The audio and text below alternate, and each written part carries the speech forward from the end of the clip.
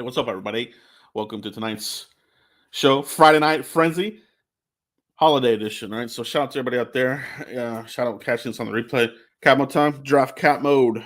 All right, guys. So yeah, it's been one of these kind of weeks where I took a week off of vacation from work and just spending a lot of time with family. So I haven't had much content this week for you, but I did have the draft prospect. I'm going over Dan Brugler's mock draft. So I hope you guys enjoyed that one. Like I said, we'll be wrapping up draft coverage in the coming weeks because it's never too early. All right, it's never too early. Improving the team, the roster is a 365-day mission. All right, Cowboys have a lot to do here in the coming offseason, but tonight we're talking about the Cowboys just in general. This is basically just an open discussion for all you guys, a holiday special as we come up on Christmas Eve tomorrow and then Christmas Day. So I hope everybody's enjoying their time here. Whether you're working or not, hopefully you guys are on a short week and getting some time here for the holidays, Christmas Eve and Christmas Day. So shout out to everybody out there. Merry Christmas to all you, and everything like that. So man, so Cowboys sitting here 10-4. The way some of the games broke down, the opportunity for the Cowboys to clinch a playoff spot has changed. And basically, we're looking at, to clinch a playoff berth. All right. A New Orleans loss. All right. A San Francisco loss, which they're playing right now. So if San Francisco were to lose to the Titans, you clinch a playoff berth. All right. Even if you lose on Sunday night. Okay. So you earn a playoff spot. All right. So if San Francisco loses, you earn a playoff berth. All right. If Tampa Bay wins or ties this week versus Carolina, which they will win. Unless we're going to get another shocker. It's been an interesting final couple of games here. So, but I do think that Tampa will win that game. So, and with anything, at least with that, you get a playoff berth. But for the Cowboys, you want to clinch the NFC East division. So you get it by winning, on Sunday night. Sunday night at home versus Washington Redskins. All right, that'll be Sunday night, 7:20 p.m. All right, you win that, and you're in, baby. You clinch it. You're right now. We're sitting at the number 2 seed. Nothing is clinched for the number 1 seed yet. So, you never know what can happen.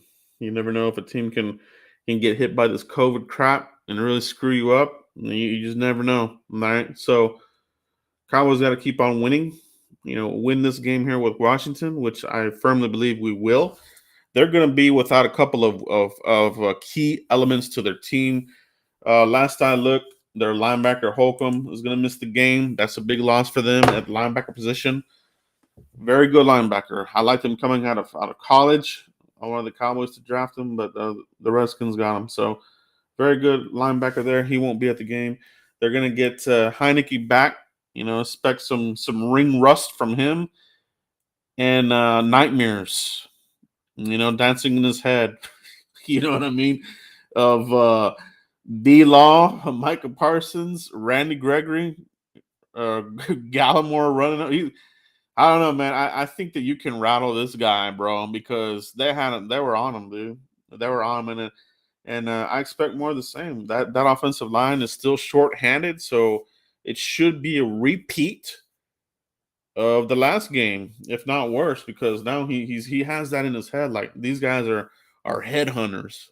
You know what I mean? So it'll be interesting indeed, there with the Cowboys, but should get that locked up, bro. Should get that locked up, and then from there, you're just one game at a time. You get Arizona next, which they look like they've cooled down significantly, which I've been calling it for a while now. I don't believe in Kyler Murray. I've always said this, guys. If you guys have been following the channel for a while, you can rattle this guy. He huffs and puffs and rolls his eyes. You can get to Kyler Murray. So I think that's what's happening to this guy. Plus, they're without D Hop, and that's a big loss for them. And their defense, which was a strong part of that team, has not looked too good either. So they might have cooled off. Cowboys, you know, they look better running the ball. All right, but I mean it was the Giants, right? So, but still not quite there. But I do think that definitely Pollard, is able to tough it through his injury, and I think Ezekiel Elliott, I think he's gotten a little bit better there with the knee. He is wearing the brace. I fully expect Zeke to have some sort of end of the season surgery on that knee to clean up whatever the hell he strained or tore there. So definitely an injury there that he's going to play through. So a shout out to him. That's a testament to him. But you know, Amari Cooper. Okay, Amari Cooper making news tonight about wanting the ball more. Especially on third down and in the red zone. He feels that he needs to get the opportunity. All right, so this was brought up in an interview, 105.3 The Fan. Shout out to Jeff Kavanaugh and Broadus. They do a great job over there interviewing these guys. So if you missed that, go check that out, 105.3 The Fan. All right.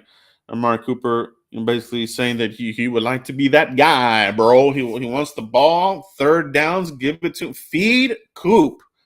All right. That's what the thumbnail here is. And how do you get to that? Is it talking to Kellen Moore? Is it talking to Dak Prescott? How do you get that?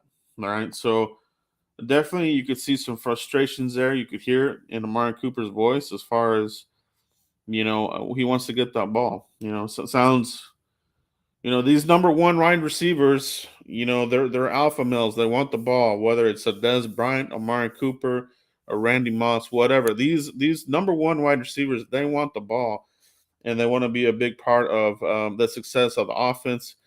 And you're looking at this offense the last couple of weeks. It has looked very anemic, right? They're doing just enough to really ride the coattails of the defense. They got to flip that switch, or definitely they got to make it a balanced attack. Right now, the Cowboys are playing unbalanced football, and the defense doing a lot of the work, for the team. So, how far can it carry them? We'll see. But I'm on board with that. You know what I mean? They gotta figure some things out there. You know what I mean? They do. That red zone last week with Giants. The Giants are a sorry team. That's not a good team. To come out of there with a bunch of field goals was unacceptable. I like the win. Don't get me wrong, but you want to see your team, turn those into touchdowns against a sucky team. You know what I mean? Because once you get into the playoffs, you know, you can't be doing that field goal stuff. You know what I mean? You're gonna have to punch in more than two touchdowns. And the defense really helped you out with the short field. You know what I mean? So we'll see what the Cowboys do, but I think we're in good shape with Washington. I feel good about beating up on Carolina the Cardinals as a good little warm up game. And then that final game with Philly, what will it mean? Will it mean anything for the Cowboys? Is that a game where you've clinched as far as you can clinch? You know what I mean? Would the number 2 spot be the highest that you're going to get because maybe the Packers ran the table? You know what I mean? And but does it have meaning? It still might have meaning as far as if you beat the Eagles, you probably end up playing, maybe Minnesota, maybe the 49ers, or a team like that. Or does it mean if you let them win, do you face them the next game in the wild card round right off the bat? So that game, I think, is going to be interesting to see how the rest of these games shape up for the Eagles. I think Washington, we're going to knock them out. Eagles, I think, will have a shot there as far as getting that final spot. I think it's going to come down to them or Minnesota, depending on how they do. So it'll be interesting to see what the Cowboys end up doing in that final game. You know what I mean? So intrigue, intrigue all around, man. So it's gonna be interesting. Some other topics here we want to talk about. And we'll get to comments and questions in the chat box. So shout out to all you guys. Shout out to all you guys. Like I said, happy holidays to all you. Can't do this without you. I've got the gnome back here. As you can see, I got the Christmas gnome right there over my shoulder next to the Dallas Cowboy. It's good luck. When he's out, the Cowboys win. So I'm going with a little bit of that magic. You know what I mean? Whatever I can do. You know, we all kind of have our superstitions, and the crayon gnome is out right now. So a little luck from that guy there will give us the edge the rest of the way. All right. Yeah, guys, make sure you guys pound that like button. Appreciate you guys tuning in tonight for Friday Night Frenzy Holiday Edition, baby. So, yeah, man, like, lots of topics to talk about as far as like the Cowboys roster. You know, we'll talk about that offensive line. Let's hit up that offensive line right now, guys. So, Josh Ball, we finally are getting some news from him. They've activated him. They have that 21-day window for offensive tackle Josh Ball. 4th round pick out of Marshall, a Mauler. Obviously, a little bit of a controversial pick, no doubt, because of the domestic violence that he had in his past and that sort of thing. But as far as like on the field, finally getting activated. All reports indicate that he's bulked up and he's in good shape, and they're going to look at him in practice to see how he looks. So Mike McCarthy talked about, different players getting snaps at left tackle. He might be one of those guys. You take a look at him. Okay. Would he be an upgrade over Ty Nsekhe? I sure hope so. Ty Nsekhe just very slow-footed, but he probably has the more experience there at left tackle, even over Terrence Steele. But I think more snaps for Terrence Steele have helped him out there. All right. So, but as far as the offensive line, they talk about continuity, right? Continuity. Continuity to me means having a steady lineup, not this in and out crap and this sort of thing. So, talking about long ball for the Cowboys, they've thrown a couple of mid round guys at this offensive line who I think that the front office and Mike McCarthy are hoping will be the future of the offensive line. Whether it's a combination of Terrence Steele, Josh Ball, and maybe even another draft pick next year. But the continuity aspect, reliability, right? When certain players are not in the lineup, it hurts the team, and when certain players are out for whatever reason consistently, it hurts the team. So, the deal here with Tyron Smith, Pro Bowl player. Again, he's one of those when healthy guys, right? And I just have the feeling that Mike McCarthy is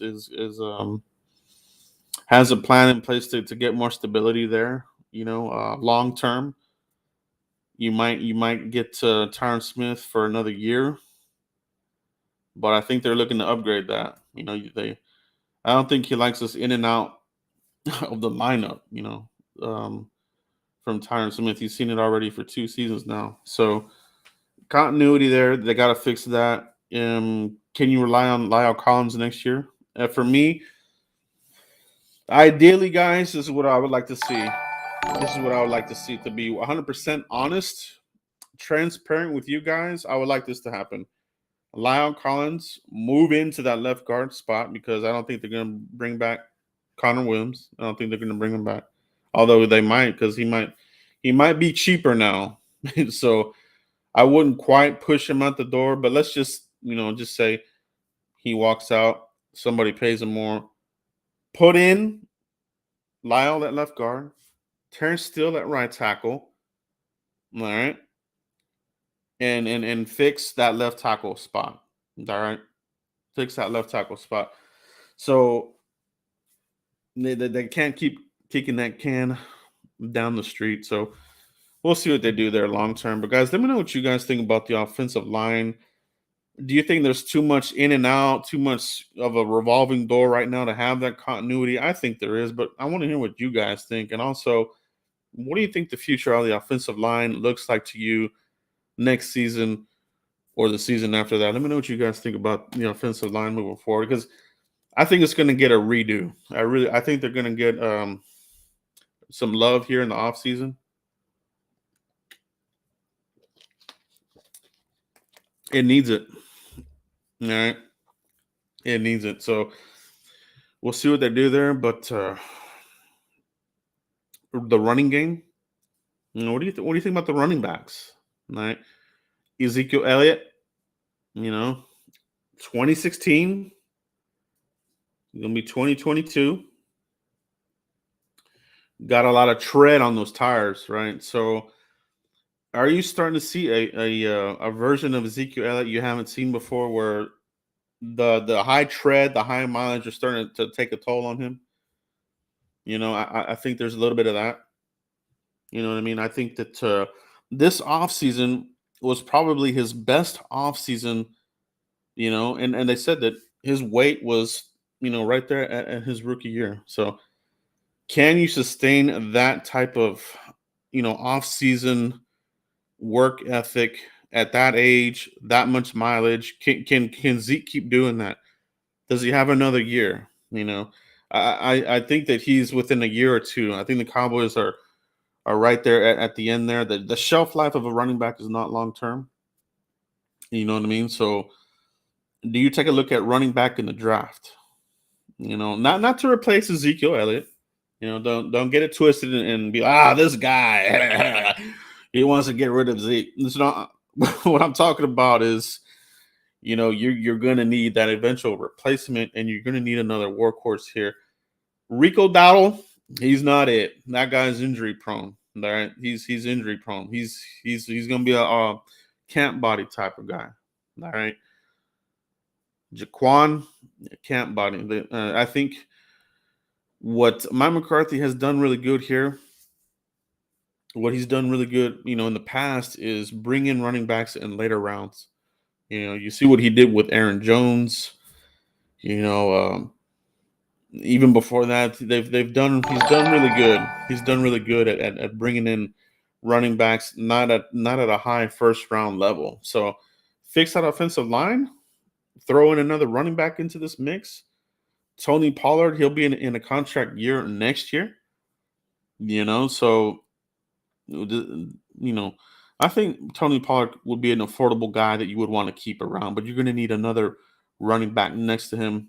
Not to say that it wouldn't be Zeke, but I think Zeke is on a 2-year window, to be quite honest. That being said, you may want to think about it.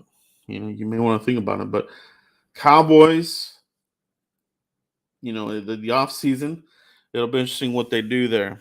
All right, guys, let me see what you got in here going on here. Manny and Don Ramirez, appreciate you joining up, bro. Let's see what you got here in the comments. The lunatic in the house. Zeke has said it himself. He is banged up and can't get worse playing on it. McCarthy needs to roll with Pollard a bit more and then hit the playoffs with a solid, healthy 1-2 running back punch, bro. Yeah, man, that's been that looks very promising when you can get the 1-2 punch, and I think this season they finally did it. Every year, going all the way back to Garrett, they said it right, the 1-2 punch, and it never really happened. It still stayed. A majority of the snaps stayed, mostly Ezekiel Elliott. This, I think, is the first year that they've really put it into practice. Where they got Tony Pollard a lot more snaps, and he's helped out on the perimeter runs, screens. Just running the burst is out of mind, out of mind. He's top 3 as far as like per drive or whatever, right? Per carry. So something that you could probably keep on the cheap, but too little too late, I think, for Ezekiel Elliott. They've really run him into the ground. And that's what the Cowboys do.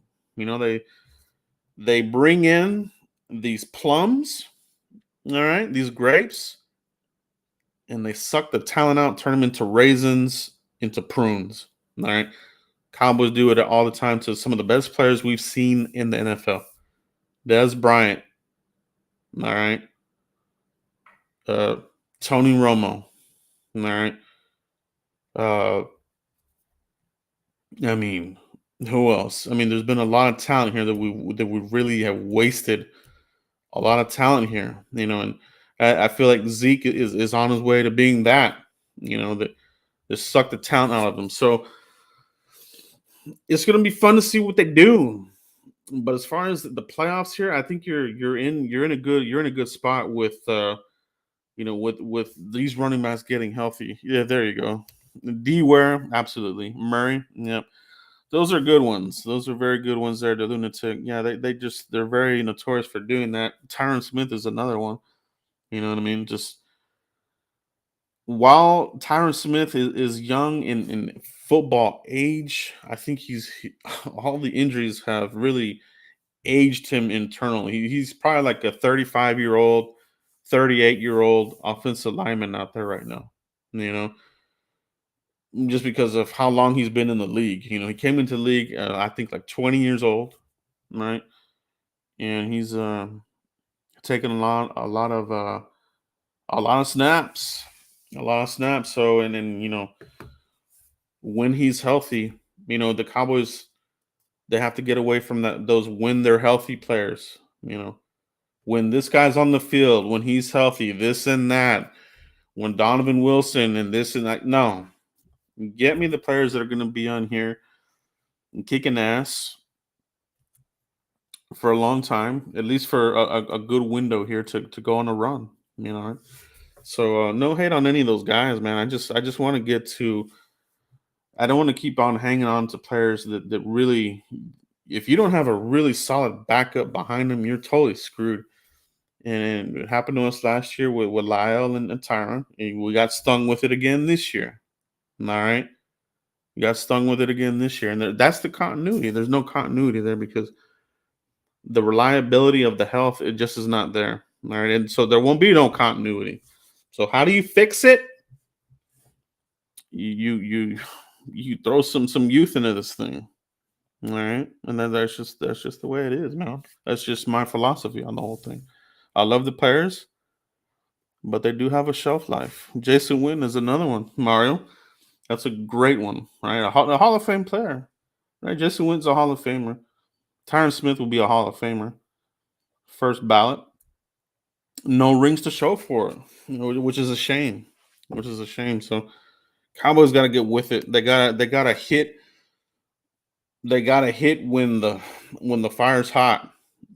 So when the steel is hot, strike and get in there, man. Those windows are small, right? They're small, especially for the Cowboys. They have a hard time, you know, capitalizing on the talent here. Yeah, yeah, you could add Dak Prescott to that. You know what I mean? Because if you think about it, Dak Prescott 2016, Ezekiel at 2016, very explosive, dynamic players, run pass option. They don't do that anymore. They have through the course of the career taken on a lot of hits. And obviously, Dak had the horrific injury, so the mobility just is not there. So they're not executing what you saw in 2016. You don't see it. You don't see that college type of play action, the RPOs. I don't even think we run that crap at all anymore. You know what I mean? I don't think we do RPOs really at all. Maybe like rarely. You know what I mean? And I think that's a shame because I think a lot of teams still execute that really well. If you look at like a Kyler Murray, they execute it really well. The Rams, I think they do it well. Um, who else? Who else is running that RPO really well? There's teams that if you got the quarterback, Baltimore, obviously with Lamar Jackson, they execute that really well. They still got it in there. But Dak Prescott, they've kind of taken away from him. So when he was at Mississippi State, really good at that. The legs, big mobile quarterback, kind of like a Cam Newton type. You know what I mean? But did that injury rob him of a key element to his game? I think it did. But you know, we'll see how they go. We'll see how they go. But the biggest thing here for this team is going to be the defense, bros. The defense. The defense. Yeah, Cam. Yeah, Dak is running scared. It does. It does look like that, right? It does look that. Yeah, man. Yeah, Jason. Need to get back to the RPO. That was such a really dynamic part in 2016. Was that RPO? I mean, it just you sting the linebacker for a second, and you're able to manipulate the field with that RPO. Right now, I think even if they try to do it, they're not. People aren't going to buy it because they know that Dak's not as mobile anymore. So he's not going to run with it. So maybe that's why they don't run it because they can't. You have to sell it. You know what I mean? And I don't think the where Dak is at right now with the mobility, and it's just not there right now. But let's talk about that defense, baby. Pro bowlers, all right. It's a little bit of a what do they call that thing? It's a little bit of a you know votes, this sort of thing from the fans, from the peers, and this sort of thing. But it's good to get recognized on the defensive side because these guys have really hit the marks. You know what I mean? This team as a whole has improved from last season. So I don't want to take anything away from the offense because they have improved from last year. Just right now they're in a little bit of a rut right now, but the defense, they're playing like top 3 playoff type of defense. Bend don't break. Takeaways is what they do. You know what I mean? Getting after the quarterback is what they do, and it really stifles the offense from executing their game plan. That's why I feel really confident in what we're going to do with Washington. They're going to clinch it up. He's going to be on the run, Tyler Heineke, and he's going to wish that he didn't come back. You know what I mean? Because Randy Gregory is playing on fire. He's hungry right now. This guy wants that contract. And that's going to be another interesting conversation in the offseason. What kind of contract do you give Randy Gregory? You know, we there's just something about Dallas that when they get the contract, that's it. I've made it.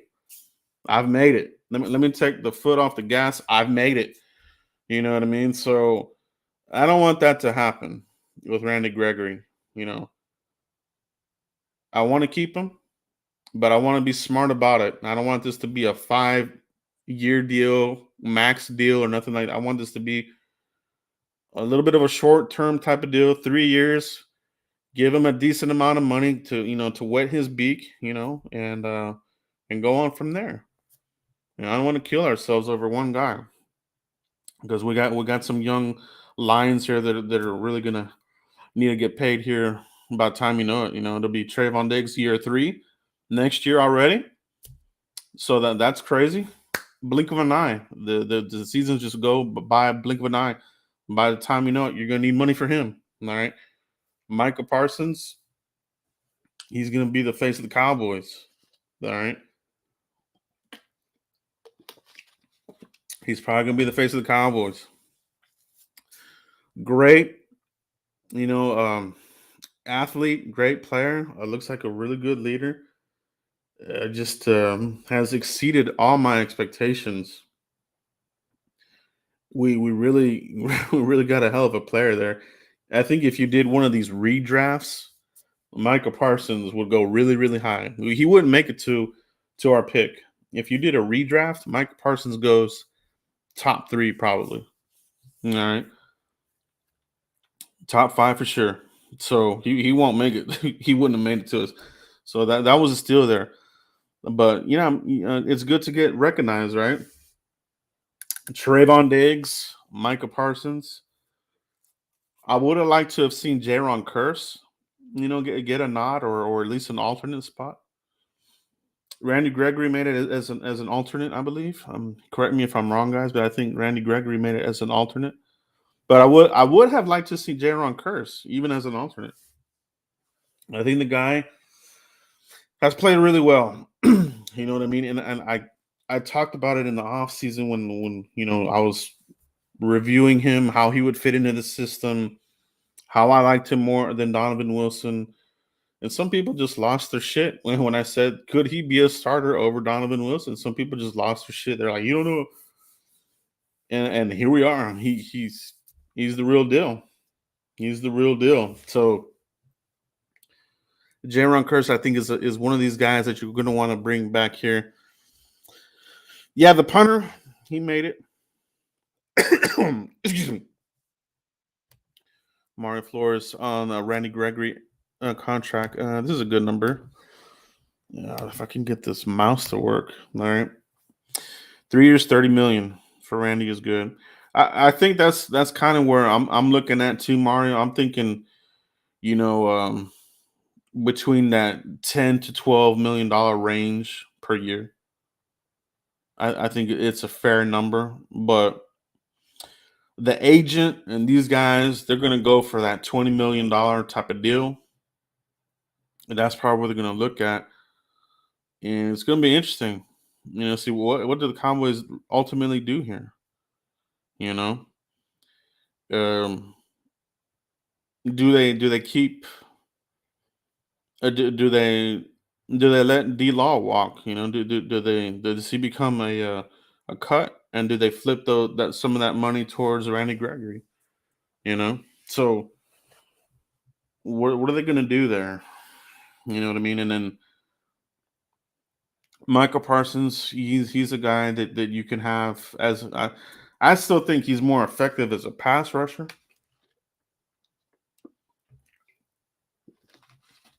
which he is. You saw in that Giants game, they used him more as a traditional linebacker. Still had a really good game, but the impact wasn't as impactful as he was in the Washington game, coming off the edge, coming on the inside blitz. Off the edge, he's almost unstoppable. He's almost unblockable coming off the edge. It's incredible. You know what I mean? He just comes screaming off the edge, that 4.3, 4.35, 4.36 speed. Yeah, you see it on the field. It's very hard. He's very hard to block. I think Rashawn Slater uh, probably did the best job against Micah in the snaps that we had there with the Chargers, and he made the Pro Bowl. Rashawn Slater, that's a guy that we talked a lot about in the draft coverage. A very great player. That ended up being a hit. But for the most part, man, Micah has really gotten to a lot of these guys and pretty good players. He's beaten some good tackles. So is that something that gives you some leeway when it comes to making a decision as far as your pass rushers? Do you keep D Law? Maybe Randy wants way too much money, and then you just slide in Micah Parsons to okay, well, here we go. We got this guy, bye. So, I mean, it'll be interesting. You know what I mean? But if you do that, you're probably drafting another linebacker. I think either way, in this draft, you're adding another linebacker, you're adding another edge guy. You know what I mean? Just because you're getting a little bit long in the tooth, whether it's Randy or D Law, they're a little bit long in the tooth there. You want to get some more youth. I like what Golston has done for us. He's been that Tyron Crawford upgrade, and he's done really well. A really, really good job by Golston. I like what he's been doing. Carlos Watkins, I think you bring him back. I think he's had a solid impact here on that front. Former Clemson standout. I think we got him from the Texans, right? And he's been a solid piece for that front. And you get Urban back, so hopefully he comes back from that injury. But you still want to add some more dogs to that defensive line and just make it even better, make it more ferocious. You can get Jabril Cox in the mix. I think he takes over, that other linebacker spot. Keanu Neal, I think he takes a spot at linebacker. I don't think they bring him back. Leighton Vander Esch, I don't think they bring him back. Unless it's like a 1 year cheapo deal or something like that. But keep bringing in dogs here. I like the linebacker class for this draft class.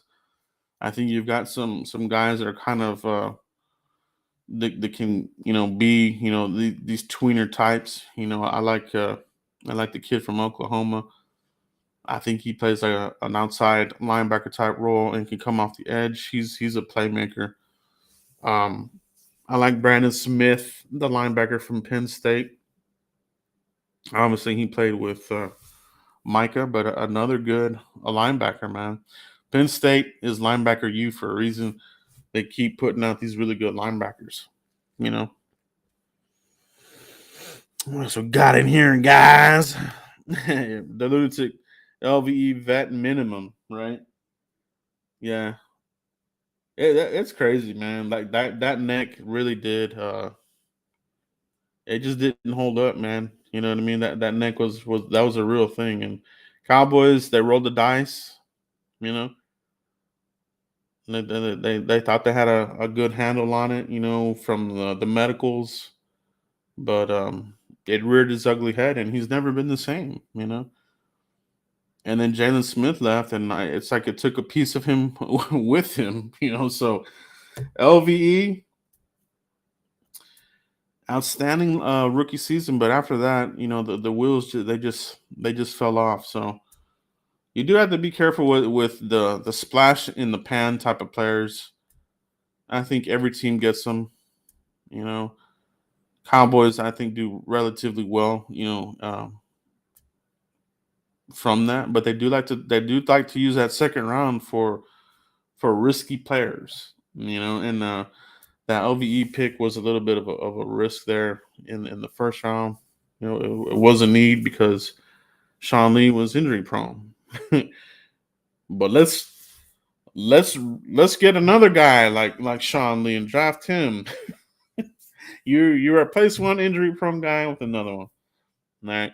One thing I'm going to pound on the table this draft season is if you're injury prone, you're going to be injury prone in the pros because that has been the truth. All right. Sometimes we kind of get away from that and we think, oh, it'll change. They'll get stronger in the NFL program. They won't be injury prone. But, you know, for the most part, when you look at the historical data, if you're injured and injury prone in college, it's the same. You're going to be the same at the NFL level. So you got to be careful with some of that. Every draft class has that type of player. And I'm I'm just going to, you know, uh, pound the table on staying away from those type of guys, man. We got to have more of these, you know, blue collar guys, in which I think McCarthy's done a really good job as far as instructing Will McClay on what type of players to bring in here. Whether it's free agency or the draft. I think for the most part, our free agency this year, I think we did a relatively good job. You know, um, I think we missed on Carlos. I think we missed on Terrell Basham. Yeah, he's been kind of. They're not bringing him back, so that's a little bit of a misfire there. I know they liked him coming out of college, a few draft classes back ago, but he's just been another, just a rotational, a body type of guy, kind of like a Dorrance Armstrong, this type of guy. So, but I mean, they did really good with Jaron Curse, Carlos Watkins, who surprised the hell out of me. I myself thought that Watkins would be a camp body, so I got that one wrong. And I'm glad he showed up, man. Guy, to his credit, has been really solid, man. I think Carlos Watkins has found a really good spot in this defensive tackle rotation. He's made some splash plays there, so I like that one there. Uh, Maurice Kennedy, he opted out last year, had a lot of fanfare this year, got the opportunity, didn't do crap with it. So I think he might be one of these, you know, they probably move on and shake that up a little bit there, right? Because they got they got their players that they drafted here that they really like. Nushan Wright, I think he's going to be in the mix, and Kelvin Joseph.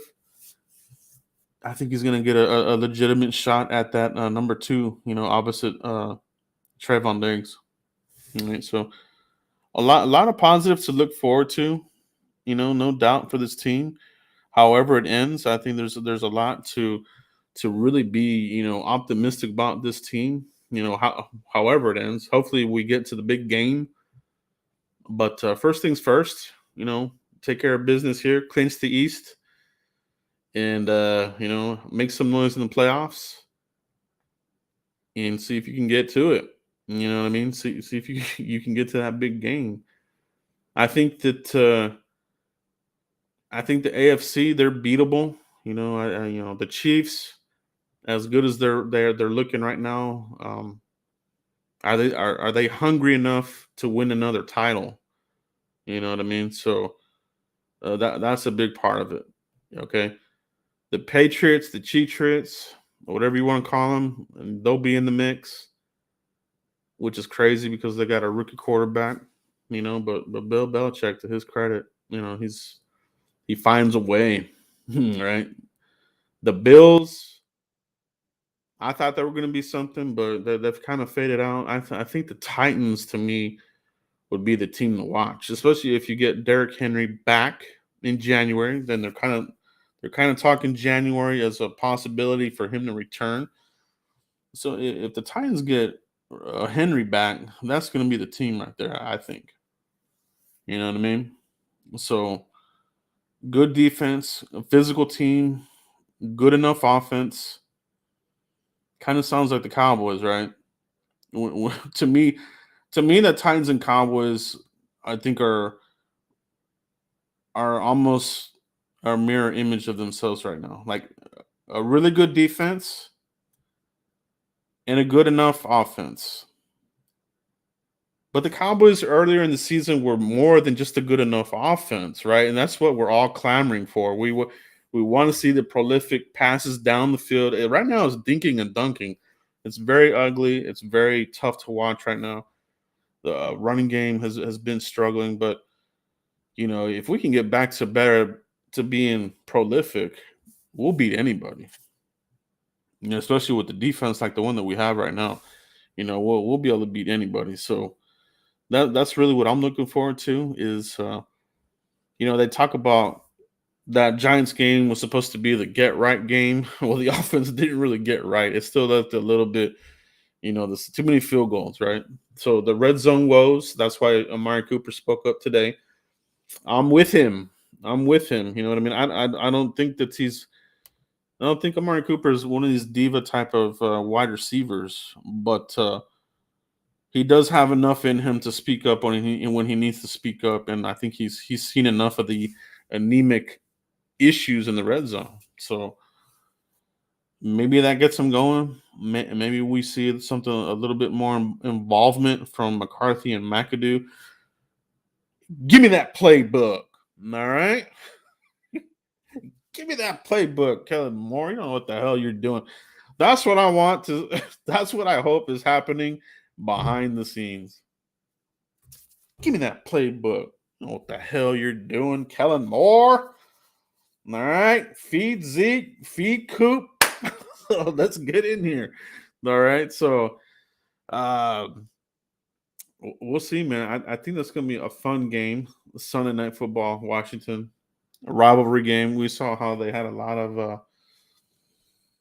The officials almost let that get out of control. It seemed like every snap we're having some kind of scuffle. Probably gonna have more of it. Let me see here if we can find out who is reffing that game. Give me 1 second, guys. Let me see if I can find that out here really quick for you, so I can see who is. Let's see what ref crew we're pulling for this game. I can give you a little bit of estimation as far as how it's going to go for us. All right. Let me look this up here. Sunday Night Football. Oh no, Bill Vinovich. We're getting the Bill Vinovich crew, bros. Not good. Not good. He's one of those pain in the ass crews. Bill Vinovich. All right. So that's who we get for Sunday night. So that'll be a little bit of a pain in the ass there. But we're gonna take care of business. We're gonna take care of business. Let's see what else we got here, guys. I think that's going to be it for tonight, guys. Really great conversation. Appreciate you guys tuning in tonight, checking out the content, talking in the chat box. A lot of great conversation in the chat box, guys. I do appreciate you guys, every single one of you. Make sure you guys pound that like button on your way out. And like I said, I want to wish all you guys a very Merry Christmas. All right, Christmas Eve, Christmas. Have fun with your friends, family, or by yourself if that's what you're doing. Just have a good time and wait for Sunday night, man. I'll definitely be watching the game, tweeting live. Make sure you follow me, on Twitter. It's up here at the top at Cowboys Blog Net. Hit me up on Twitter. Very active during the game and obviously the post game. But that's all I have tonight, guys. Thanks again. I'll catch you for the next one, guys. Peace out, everybody. Merry Christmas. On one side, but that guy on the other. Boom. Cat mode, baby. You know how we do it.